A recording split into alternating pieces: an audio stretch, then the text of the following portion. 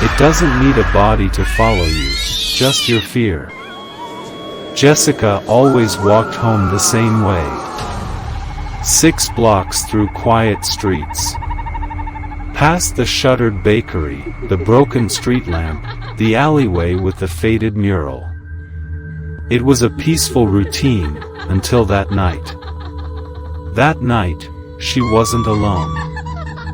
It started just after midnight. Her heels echoed sharply on the empty pavement. Click-clack, click-clack. Then, faintly, another set. Softer. Delayed. Click-clack. Jessica paused. So did the other steps. She turned around. No one. She scanned the shadows. Empty sidewalks. Dim streetlights. No cars. No people. Just silence. She shook it off.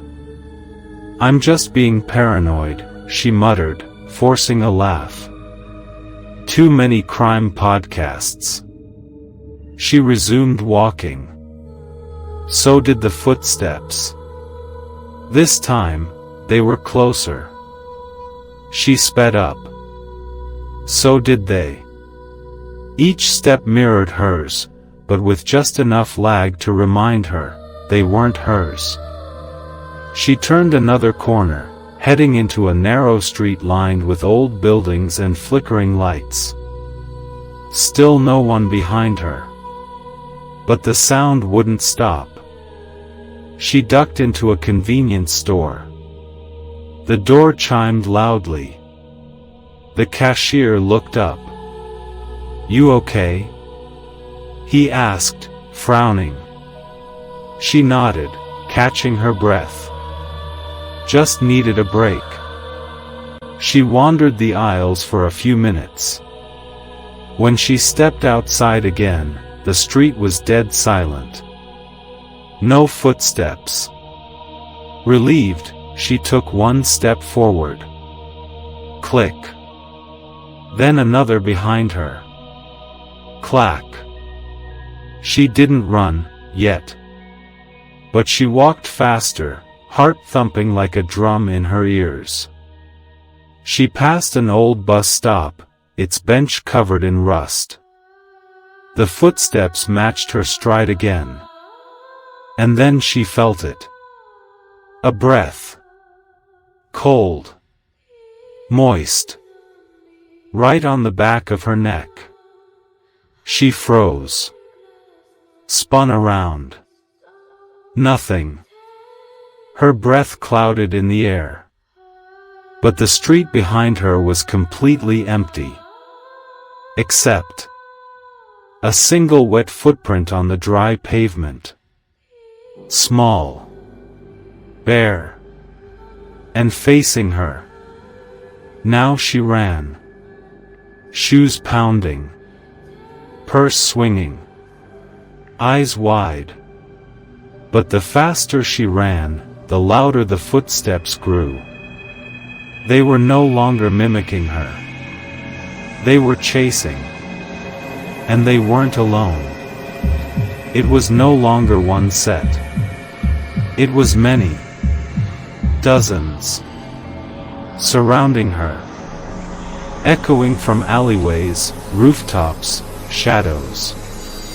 She screamed, but no one heard. The windows were dark. Doors shut tight. The city had turned its back. She reached her building. Fumbled for her keys. Dropped them. Cursed. Picked them up with trembling hands. Behind her, the steps stopped. She dared a glance over her shoulder. The street was empty. But the silence was worse than the noise. Her key turned. She shoved the door open and slammed it behind her, locking it, bolting it, sliding the chain. She sank to the floor, heart racing, breath ragged. Safe. Or so she thought. Until the footsteps started again. Inside the hallway. When neighbors found her the next morning, she was still sitting by the door. Eyes wide. Skin pale. Her hand frozen mid-air, as if reaching for the lock. She wasn't dead. But she wasn't there either. She didn't speak. Didn't blink. Didn't move. The paramedics said it was catatonia, severe shock. But no one could explain the hallway floor, lined with wet footprints, leading right to her door. And stopping there. That night, the upstairs neighbor heard something strange. Footsteps. Pacing. Back and forth. Back and forth. But when he checked, the hallway was empty. Except for a whisper. Soft. Lingering. One more step. Some things don't follow your body. They follow your fear. And once they find it, they never leave.